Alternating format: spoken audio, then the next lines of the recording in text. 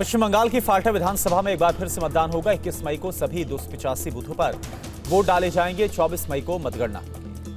पश्चिम बंगाल में 15 polling booth पर दोबारा से वोट डाले गए। रिपोलिंग में 90% मतदान हुआ। डायमंड हार्बर, मगराहाट पश्चिम में कल हुई थी वोटिंग। कल पश्चिम बंगाल समेत 5 राज्यों में मतगणना। तमिलनाडु, असम, केरल, पुडुचेरी में चुनाव के घोषित होंगे नतीजे। बंगाल में मतगणना से पहले चुनाव आयोग का बड़ा कदम, 165 अतिरिक्त पर्यवेक्षक और 77 पुलिस पर्यवेक्षकों की तैनाती। बंगाल में आज बीजेपी के सभी उम्मीदवार मंदिरों में करेंगे पूजा अर्चना। सभी विधानसभा क्षेत्रों में स्ट्रांग रूम के बाहर धरने पर बैठेंगी महिला कार्यकर्ता। टीएमसी के खिलाफ फाल्टा विधानसभा क्षेत्र के लोगों का प्रोटेस्ट। टीएमसी कार्यकर्ताओं पर लगाया धमकाने का आरोप। महिलाएं बोली, टीएमसी नेता घर जलाने की धमकी दे रहे हैं। ममता बनर्जी का बड़ा दावा, बोली हम बड़े अंतर से जीत रहे हैं। टीएमसी को मिलेगी 200 से ज्यादा सीटें। सारे एग्जिट पोल झूठे हैं।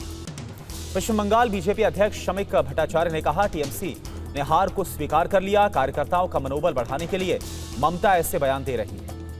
ममता बनर्जी और अभिषेक बनर्जी ने हर विधानसभा क्षेत्र के काउंटिंग एजेंट्स के साथ बैठक की। सभी को सतर्क और चौकन्ना रहने की सलाह दी गई। मतगणना में निगरानी के लिए टीएमसी ने प्रतिनिधि नियुक्त किए हैं। अभिषेक बनर्जी को दक्षिण 24 परगना की जिम्मेदारी, सौगत रॉय और पार्थ भौमिक उत्तर 24 परगना देखेंगे।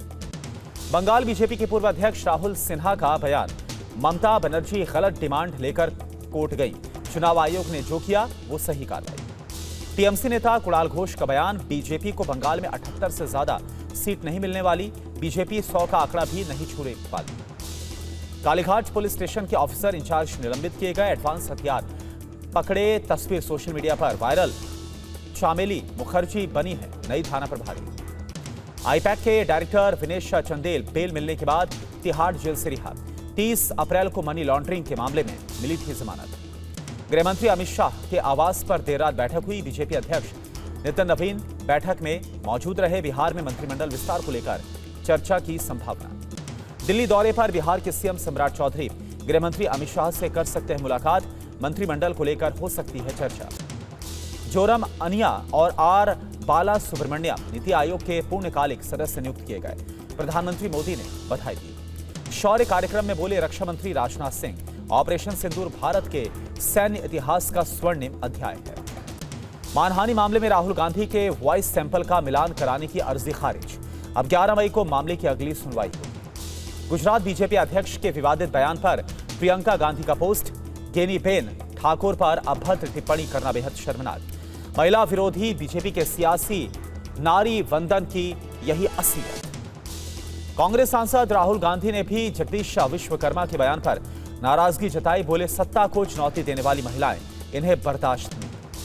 बिहार के डिप्टी सीएम विजय चौधरी का बयान, बिहार सरकार नीतीश कुमार के मार्गदर्शन में काम कर रही है। विपक्ष झूठ फैलाने की कोशिश कर रहा है। मराठी भाषा विवाद में शरद पवार की एनसीपी की एंट्री। मराठी को लेकर सिखाओ जोड़ो की पहल शुरू की। येदियुरप्पा के राजनीति में 50 साल पूरे होने का जश्न मनाएगी बीजेपी।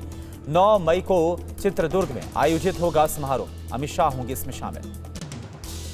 राजस्थान में बीजेपी विधायक जयदीप बिहाणी ने अधिकारी को पीटा। विधायक से मारपीट के आरोप में पुलिस ने अधिकारी को गिरफ्तार किया।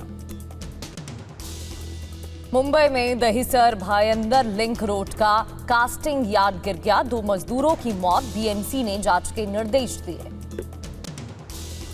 दिल्ली में डाबरी फ्लाईओवर से गिरकर जोमैटो डिलीवरी बॉय की मौत की जानकारी। टक्कर मारकर फरार हुआ कार चालक। छत्तीसगढ़ के कांकेर में आईईडी ब्लास्ट। डीआरजी के इंस्पेक्टर और कांस्टेबल समेत 4 जवान शहीद। बॉर्डर पर माइनिंग हटाते समय हादसा।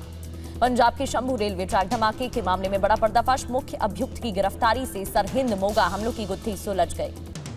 दिल्ली के ग्रीन पार्क में जज अमन शर्मा ने आत्महत्या कर ली। यहां कड़कड़ डूमा कोर्ट में सचिव के पद पर तैनात थे। फंदे से लटक कर जान दी। बेंगलुरु जेल में कट्टरपंथी बनाने के मामले में लश्कर के सहयोगी को 7 साल की सजा। एनआईए की विशेष अदालत ने सजा सुनाई। उत्तर प्रदेश के अंबेडकर नगर में 4 बच्चों की संदिग्ध मौत से हड़कंप। पुलिस ने हत्या की आशंका जताते हुए जांच शुरू की। मकान के कमरे में चारों के शव बरामद। महाराष्ट्र के सोलापुर में जमीनी विवाद को लेकर 3 लोगों की हत्या। हमलावरों ने चाकू से कई वार किए। मृतकों में एक महिला भी शामिल। मुंबई के मुलुंड में चाकू मारकर एक युवक की हत्या। मृतक की पहचान संतोष बिंद के रूप में हुई है। पुलिस ने अभियुक्त को हिरासत में लिया। बरगी डैम के क्रूज पायलट महेश पटेल का बयान, ऐसा खतरनाक तूफान मैंने अपनी जिंदगी में कभी नहीं देखा। क्रूज को बचाने की बहुत कोशिश की गई थी। यूपी के प्रयागराज हर्ष फायरिंग का मामला सामने आया। प्रयागराज में इस मामले के बाद पुलिस ने अभियुक्त को गिरफ्तार किया। वीडियो में युवक बच्ची को गन पकड़ाकर फायरिंग करा रहा था। महाराष्ट्र के पुणे में बच्ची से रेप और हत्या के मामले में प्रदर्शन गुस्साए लोगों का पुणे सतारा हाईवे को जाम किया गया। प्रदर्शन कर कई घंटे तक ट्रैफिक में यात्री फंसे रहे। राष्ट्रीय महिला आयोग ने नाबालिग रेप और मर्डर केस का संज्ञान लिया। आरोपियों को कड़ी सजा दिलाने पर जोर दिया।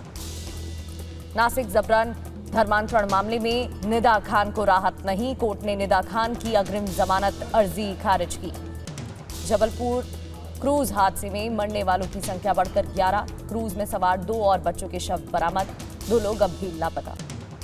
मध्य प्रदेश के छतरपुर में शराब दुकान पर हमला। अज्ञात लोगों ने पत्थरों और लाठियों से हमला किया। पुलिस हमलावरों की तलाश में जुटी।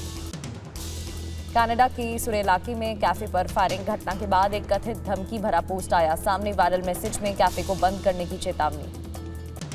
लखनऊ के हजरतगंज में सुपरमार्केट में आग लग गई। लाखों का सामान जलकर खाक हो गया। फायर ब्रिगेड की गाड़ियों ने आग पर पाया काबू।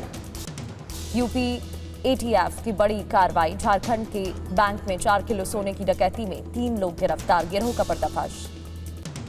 उत्तराखंड के टिहरी गढ़वाल में तूफान का कहर। महिलाओं बच्चों समेत टिहरी झील में 30 टूरिस्ट फंस गए। एसडीआरएफ ने रेस्क्यू किया।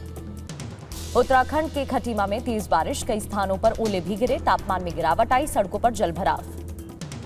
कोलकाता में भी मौसम का मिजाज बदल गया। कई इलाकों में तेज बारिश। सड़कों पर ट्रैफिक धीमा हो गया। लोगों को गर्मी से राहत मिली।